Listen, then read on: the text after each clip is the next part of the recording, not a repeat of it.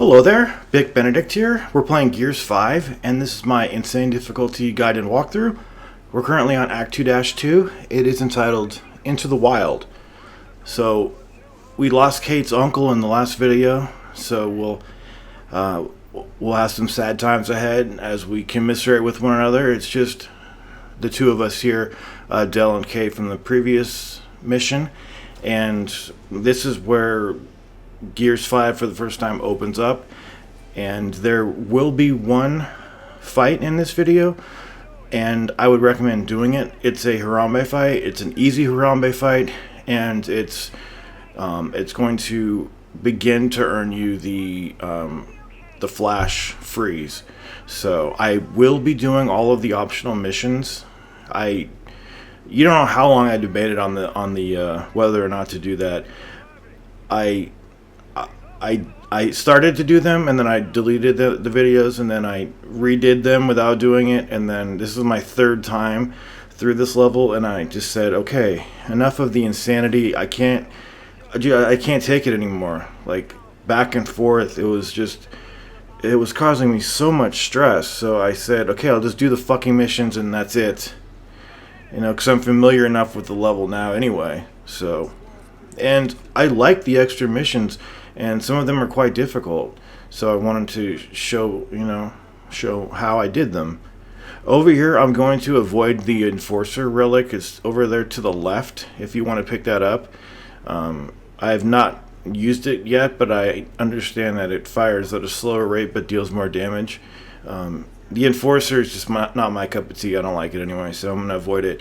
But I would definitely recommend seeking out the relic versions of the weapons, because they have additional perks that make them more versatile and more deadly in combat. Boltok relic is great. Also pick this up. This is what we're going to use on Harambe. It's the heavy, forgot what it's called for some reason. The tri-shot, I think. Yeah, tri-shot.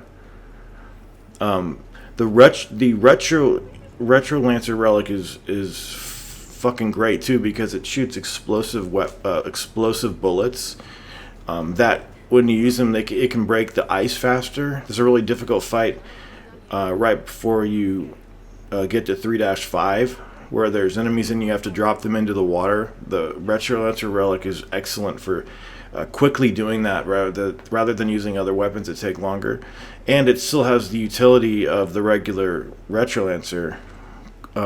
It's got the speed of it, and it has the you can still do that instant impalement too, and I think it has the same clip size too, so it's got a lot of things going for it. Now over here, this is where you get the long shot relic, and I'm a little split in my mind about whether or not I like this. When I'm using a long shot, I'm just going for headshots anyway, so I don't need an extra shot, but the long shot relic affords you an extra shot if you get an active reload. However, you can't get the active reload perk initially. You have to have already shot the gun first. So like once you just pick it up and if you without having fired, mind you, and you just do the active reload, you click the reload button and win the mini game, you don't get that perk. You have to have already shot a bullet. So that's one thing against it that I don't like. And another thing against it that I don't like is, like I said, I'm not going for multiple shots on enemies with the long shot. And sometimes in my mind, I'm kind of confused about, do I have one shot or two? And I just think that the long shot is fine enough. I don't like messing with the relic. But anyway, this is the tunnel down over here where the train is. And Harambe is in a corner. It's kind of like a jump scare. It scared the fucking shit out of me the first time I played this game. But we're coming in here with the tri-shot. There is a mulcher up here if you have the ability to have Jack pick up heavy weapons. So what I'm gonna do, I'm gonna put a shock trap on the ground. I'm going to put a grenade on the ground. And then once I get up to Harambe, I'm going to activate Stim so he doesn't grab me and rape me. And then I'm going to wait till he opens his chest cavity and nail him with the grenade. If you can wait until he just about opens his chest cavity, and put it in his weak spot, you deal tremendous damage. He's already dead practically. I've done nothing to him. Look at his damage bar. You could also drop the ice on him too. See, it's incredible, and he's getting shocked and stunned and slowed down a little bit, and we're dealing the massive damage with this weapon. You can leave with the mulcher, or you can use the mulcher on him and leave with the tri-shot. It's up to you. But there he is. Very quick Harambe fight. And I think I don't even want the mulcher. I've got enough stuff.